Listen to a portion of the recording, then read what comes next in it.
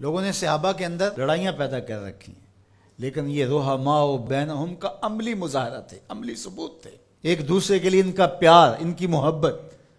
حضرت علی المرتضیٰ اور حضرت سیدنا صدیق اکبر رضی اللہ تعالیٰ عنہ جا رہے ہیں کہ آگے امام حسن کھیل رہے ہیں، تو حضرت صدیق اکبر رضی اللہ تعالیٰ عنہ امام حسن کو اٹھا کر کے اپنے کندھوں پہ بٹھا لیتے ہیں اور ساتھ بولتے ہیں کہ اے حسن تو حضور کے مشابہ ہے، علی کے مشابہ تو نہیں ہے۔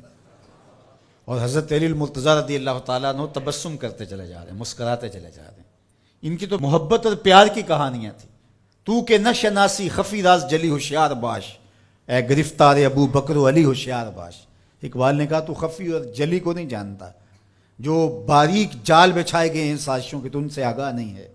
ابو بکر و علی کو آپس میں مقابل کھڑے کرنے والے سوچ یہ اسلام کے خلاف گہری سازش ہے۔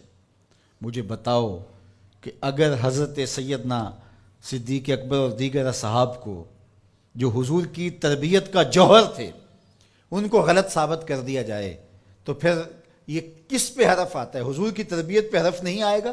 یہ سازش تھی اسلام کے خلاف۔ جو یہ بدقسمتی ہے کہ امت ان سے پیار کرنے کی بجائے آپس میں ان کے ناموں پہ الجھ رہی ہو اور یوں گروہوں میں، فرقوں میں تقسیم ہو کے رہ جائے۔ ایک کا پیار دوسرے سے دوری کا سبب بن جائے، یہ کیا ہوا؟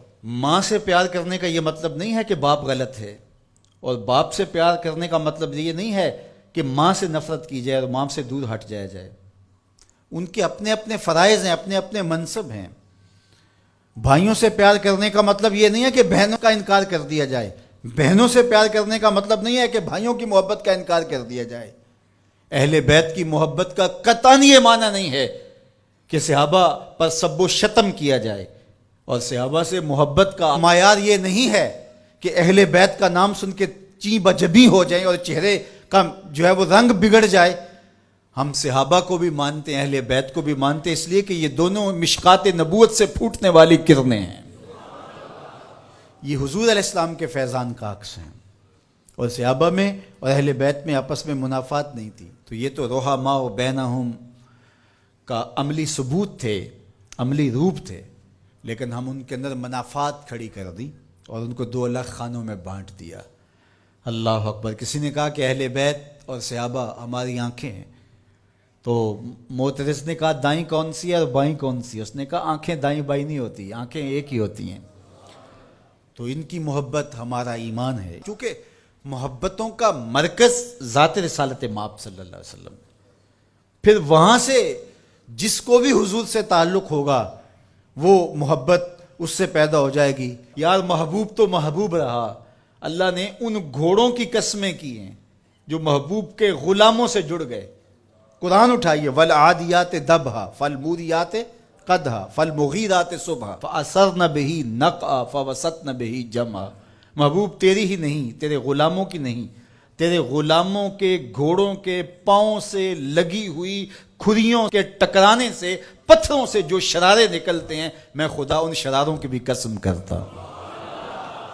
محبوب تیرے غلاموں کے گھوڑوں کے پاؤں کے ٹکرانے سے جو گرد اڑتی ہے، اڑتی ہوئی دھول کی بھی قسم کرتا ہوں، اور ان گھوڑوں کے سینوں سے جو آواز نکلتی ہے، میں رب ہو کے اس آواز کی بھی قسم کرتا ہوں۔ اور تم الجھے ہوئے ہو یہاں ابو بکر و علی میں۔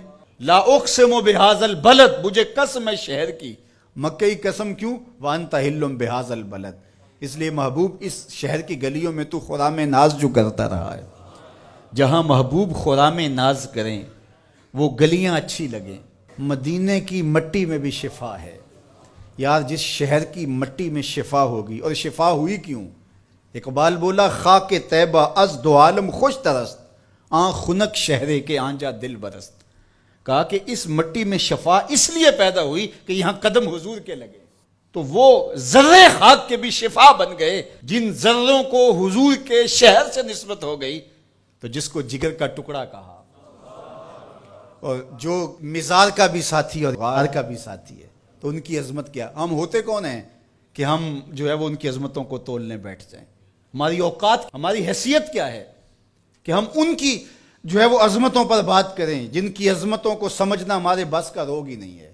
ہمارے لیے اتنا کافی ہے کہ حضور کی آل کو بھی سلام، حضور کے اصحاب کو بھی سلام، اور ان کے لیے دلوں میں معمولی سا غبار اور میل بھی جو ہے وہ ایمان کی پونجی لٹ جاتی ہے.